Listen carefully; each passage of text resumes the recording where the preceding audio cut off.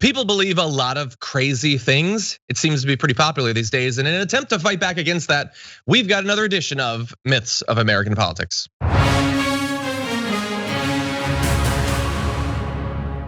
In this segment, we're gonna be talking about the filibuster, which is pretty important right now. A case could be made, it's the most important thing. But people's willingness to see the filibuster go away, I think, is being affected by some misinformation that they have around it. So I'm gonna toss to Brett Erlich, who not only made that intro you just saw, but also produced an amazing little bit of information about the filibuster. Brett, what have you got?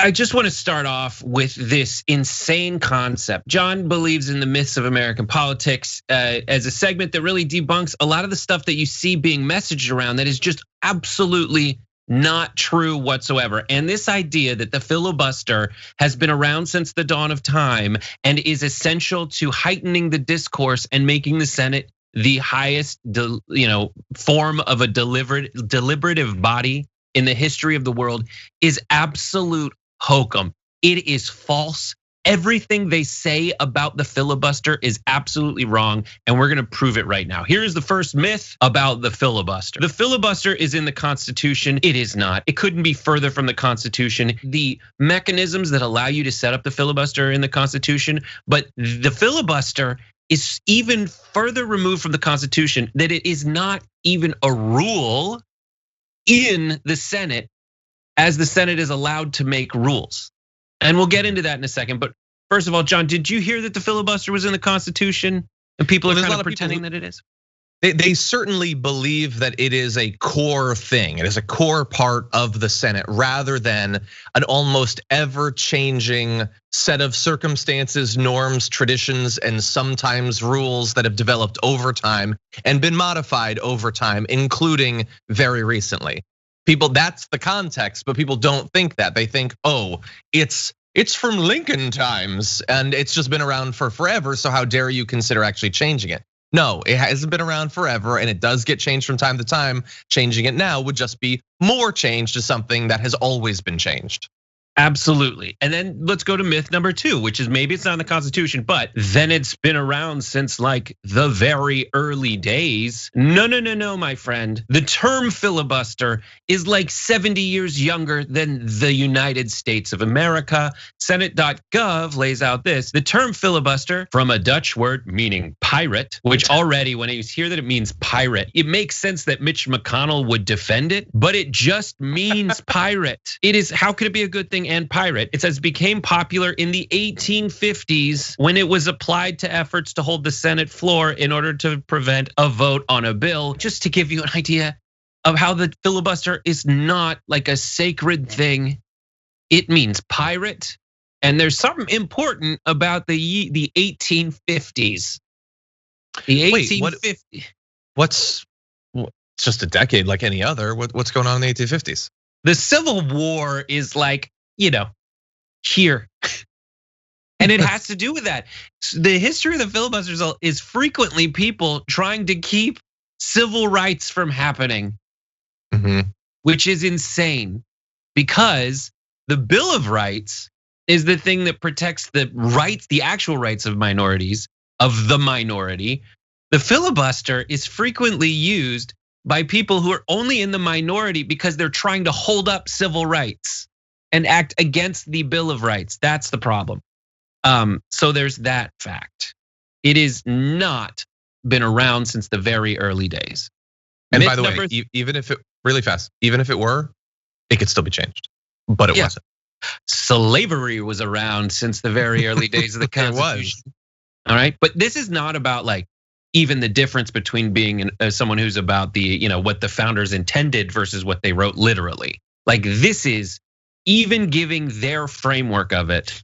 It's BS. Myth number 3, the filibuster was invented on purpose as part of a grand plan to make the Senate the pinnacle of deliberation. That's kind of fusing two myths together. The idea that the people in charge of the Senate, when making the rules for the Senate, decided we should have some mechanism that allows a minority to hold up legislation, that is bunkum. A Brookings Institute scholar, so a right-wing scholar testified before Congress and said, when we dig into the history of Congress, it seems the filibuster was created by mistake. And here's what happened. This is literally what she says happened. Aaron Burr first killed Alexander Hamilton. And after he killed Alexander Hamilton, he said, let's clean up the Congress. We're the Senate, we should be awesome. And he basically looked and said that we have a lot of redundant rules. So he eliminated a lot of rules he thought was redundant. And rules that Alexander Hamilton actually said we needed. But once Alexander Hamilton was dead, Aaron Burr in, I wanna say 1805 was like, let's get rid of this. And he got rid of it. And as a result, nothing really happened. He got rid of a specific rule called the previous question rule, and no one knew that it would give rise to the filibuster as we know today. It went on for years and years and years until slimy politicians found a way to say, oh, without that rule, I can talk forever and basically wait out the clock so we have to adjourn Congress before we can pass a bill. It was a mistake. And this is not my take on it. This is a conservative institution's take on the origin of the filibuster. Yeah. Now, the second aspect of that, to make the Senate the pinnacle of deliberation, the myth that the filibuster is this sacred thing that only gives rise to like speeches like Mr. Smith goes to Washington is BS. Here's an example. Alphonse D'Amato once talked for 23 hours and 30 minutes to delay debate on a 1986 military spending bill. Fine. He started reading the phone book during that one. He just started reading the phone book. So then in another 15-hour filibuster in 1992 that kept his fellow lawmakers entertained, he broke into south of the border down Mexico way as part of his talkathon to stop 800 plus jobs from being moved from New York City to Mexico. Now, this guy started singing a song. Strom Thurmond took steam baths and had someone hold a piss bucket out the side, so that he could talk for 24 hours. There is no way you can say that this heightens the deliberative process when people are reading names from the phone book just to wait out the clock. Yeah. If your intent is deliberation and debate, this ain't it, bud. Yeah, and ideally one would debate before the final vote on the bill. Attempts to stop the final vote on a bill don't have anything to do with debate on it. And you could have efforts to try to increase the actual debate, maybe actually requiring the senators to spend a little bit of time actually at the Senate would be a great way to start that. Not having legislation crafted, by lobbyists and then handed to senators to put forward. There are different things you could do if you wanted the Senate to be the world's greatest deliberative body, but that has nothing to do with the filibuster. Yes. Well, and by the way, we're really fast. So for instance, if the Republican plan right now is to block everything from being done, and they know that with the filibuster they can do that, why would they engage in negotiations and debate to try to convince the Democrats of anything?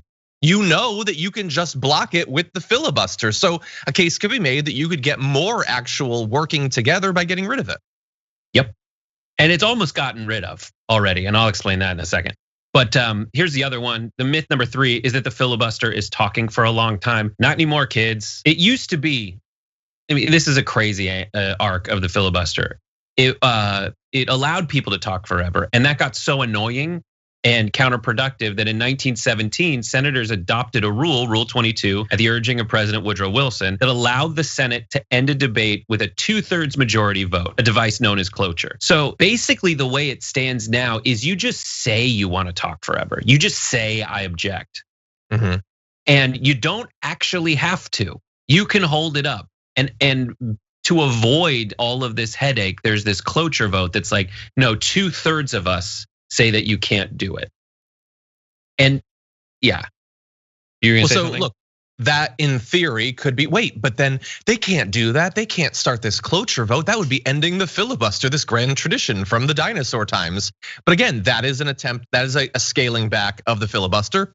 When it was changed from a 2/3 vote to 60 votes, that was a change to the filibuster, making it more restrictive. When they stopped the filibuster for judicial nominations, that was a change to the filibuster, making it more restrictive. The entire last 100 years has been a gradual pruning back of the filibuster. So what we're proposing is perhaps a natural extension of that trend that we've been seeing for more than a century. Yeah, and there's another myth that I didn't put in there. I think it's hailing in my house. There's another trend that we did. There's another myth that we didn't put in there, which was that this makes the House of Representatives different from the Senate. But no, when the original rules were written for the House and the Senate, they both had infinite debate. The House was just like, this is crazy. 50% of people can say that 50% of people can say that they want to stop it because that's ridiculous. And the Senate just had eliminated the rule that allowed them to do that. But as I said with Aaron Burr. So and then here's the other aspect, myth number 4, the filibuster then is there to protect the minority against the tyranny of the majority. Okay, this makes it seem like the filibuster is the only thing, the only check and balance in the Constitution. I will lay out that there are so many other checks and balances that are actually in the Constitution. For example, state, local, and federal courts, laws, and governments. We have a lot of different levels of government. We have 3 branches of government. Do you want to bring the hail in? We have 3 branches of government. The bicameral legislature. So there's the House and the Senate. It's hard to get both of those. By the way, the Senate already disproportionately represents Republicans. Getting a 50-50 share in the Senate is still a 60-40 breakdown, essentially, of the population of America favoring Republicans are overrepresented. We have the bicameral legislature. We have the Bill of Rights. That's the thing that is designed to protect the minority against the tyranny of the majority. It's not allowed to violate your rights that way. There's so many other things. All right, we have so much. I'm gonna take a second, but I don't know if you can see the hail in my hand. It's hail, yeah. That's nuts. Yes. Well, let me also just jump in and say that to your point earlier about some of the most historic ways that the filibuster has been used, the idea that it's protecting the minority against the tyranny of the majority is pretty funny when, in general, it has allowed white slave owners in the past and eventually just white people to stop civil rights from happening. The idea that you would talk about this as being those sorts of protections just seems insane to me. And we're gonna see some of that in the next couple of years as well. Yeah, and to be honest, it has been used to protect, as D'Amato did, against crazy spending bills and shipping jobs overseas. But there are other ways to stop that stuff from happening. And by having a high, so look at other things in the Constitution that have more than a 50% threshold.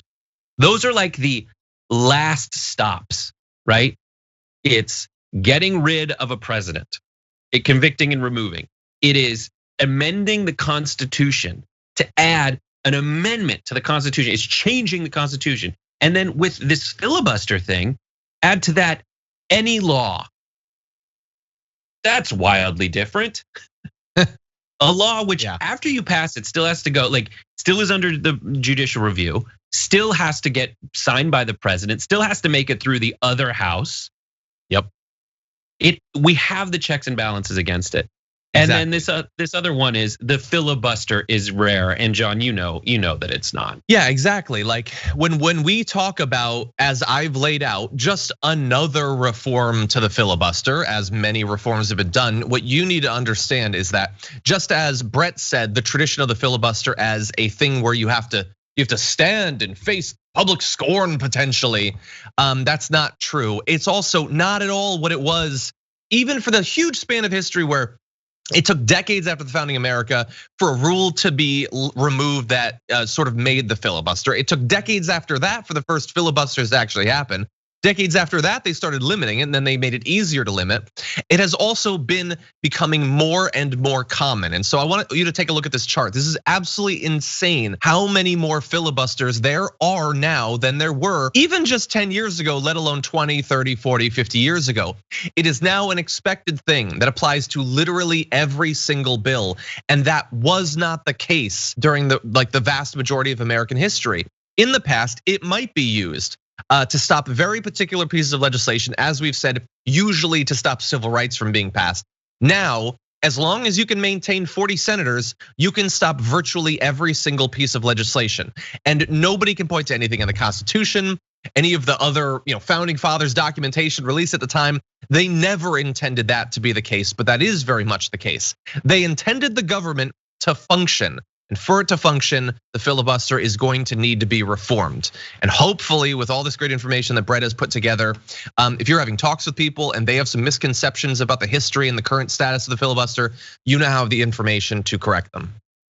Yep, and then just this is the final thing that you can take as the timeline on the filibuster to prove that it is not what people say it is. To review, from 1789 to 1805, it was the exact same as the House of Representatives. They could do, 50% of the people could say stop talking, and they had it set up so you could have unlimited debate. Then Aaron Burr killed Alexander Hamilton and American democracy in 1805, and no one really noticed until 1841 when slimy politicians dumb stumbled into the loophole that gave rise to the filibuster, and the first recorded filibuster is in 1841. That is much later than 1789 when we were like, cool Constitution, you're us now. Cloture then was invented, the shut the hell up notice, which took 2/3 of senators in 1917. Then that got so annoying 60 years later almost, when cloture was reformed down to 60 senators, so 3/5, and restricted only to legislation. When you hear about reconciliation, it's like if it's a budgeting thing, you can do it because we got to get the budgets passed. I can't believe we're quibbling over that in a crazy 60-40 breakdown way.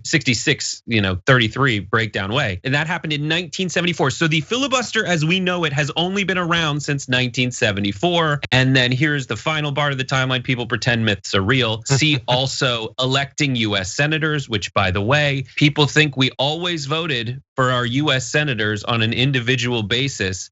That too has only been around since 1917. Yeah. And it used to be your state legislature that chose your senator.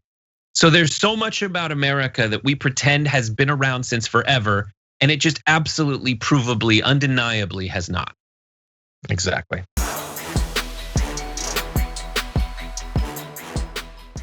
Check out the Damage Report podcast each day, wherever you get your podcasts, whether Pocket Casts or Stitcher or iTunes.